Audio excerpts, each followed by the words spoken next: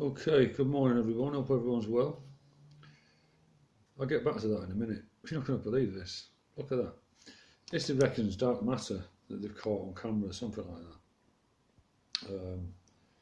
It's a photograph of the sky. Look at that face there. Oh my days. That looks like Scream. You know, the hands either side. Two eyes and a nose and a mouth. That might just be me, but that. Anyway, these clouds that I've seen the other day, you know that big one? Looked like a mushroom cloud, if you like. It started small at the bottom and then grew up to a massive cloud. Well, I don't know whether anybody's heard of an RF weapon. Russian RF weapon. It's radio frequency electro weapon. And it leaves no trace. So I looked at it a bit more, and then I found out discharge from an RF weapon using intersecting energy beams called SKALAs. Electromagnetic explosion at a distance and/or implosion. And it can also be used by the military as mind control. And in 1984, April the 9th, there was a cold explosion weapon allegedly had set off. I've got an eyewitness account he was born in 1884, and I'll leave the link. And just go to the 16-minute mark. That's one stamp. This guy's unbelievable. And also, when he was getting interviewed, this guy was asking him, why did they all wear flat caps in 1900s? And we all want to know the answer to that question. I'll leave you the link. Anyway, so a bit more investigation. And these RF weapons can be used by the military to have an effect on people on the ground. It can be emitted from above head and things like that. But guess what? This RF weapon will attack people with weak magnetic fields. Unbelievable. And it can dissolve RAD brain cells at a distance, causing nausea and disorientation. And in that audio I'm going to leave you, the 60-minute mark is when he speaks about a big gun weapon. I'll leave two links to this. Interestingly enough, you're never going to guess to what. I'm listening to this old guy, and I tell you what, you've got to listen to him, because this is a voice from the past. The questions he's getting asked are like some kind of historian. He's asking him questions. What people were like then? What did they carry in a pocket in 1900?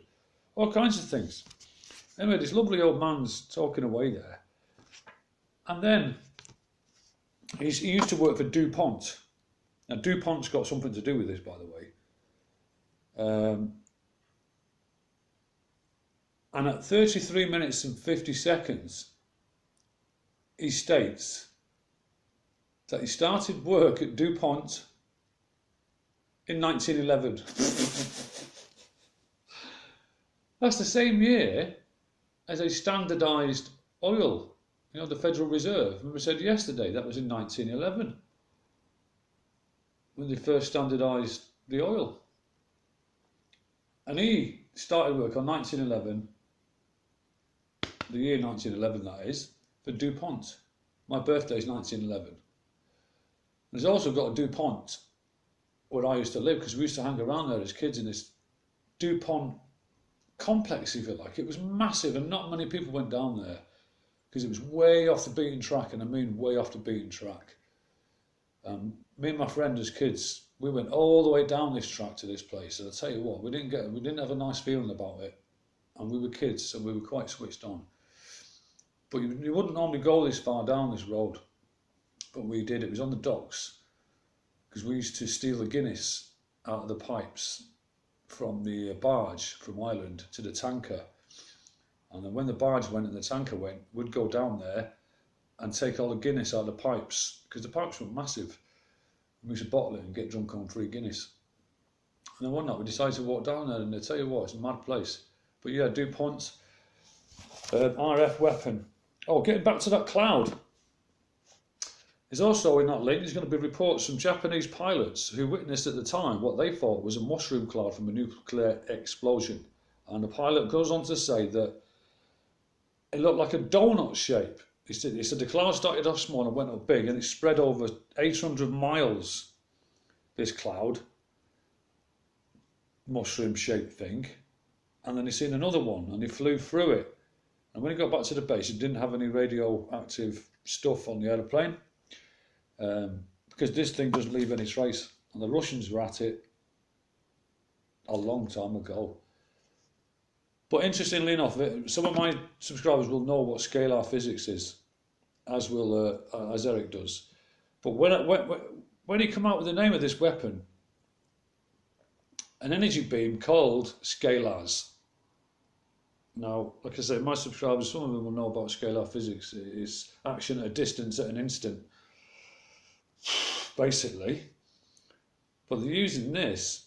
Oh, that's right. This is how they're using intersecting energy beams called scalars, and they're somehow manipulating it, causing an explosion at a distance or an implosion, and using it as mind control.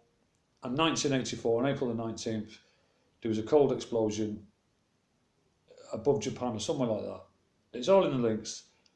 But 1984, this old guy that's getting interviewed by this other guy. This other guy doesn't seem to know anything about 1900s, because he wants to know what people were wore and what they had in their pockets. What did you have at tea time? What time did you go to bed? Did you speak in the tea time? It's like this bloke had never been to Earth or something. I don't know.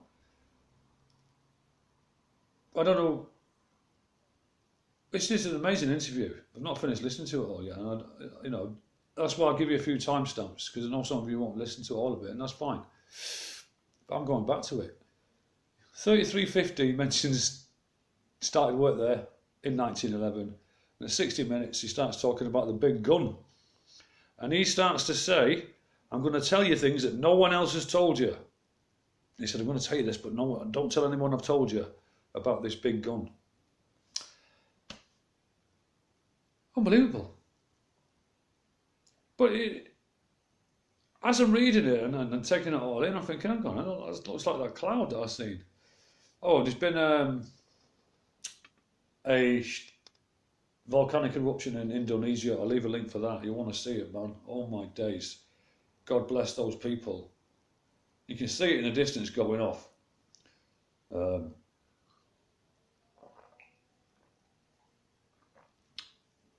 also, I've seen a comment somewhere, and someone said there's something in the background as it explodes. And I'll leave a video to this as well. And notice the smoke.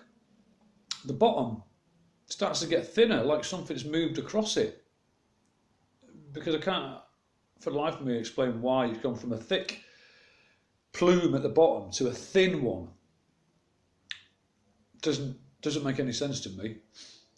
And you'll see what looks like a half circle. I don't know whether it's been blocked out or something. I don't know, but it's strange, very strange. So I'll leave it short because I'll be back. Peace out.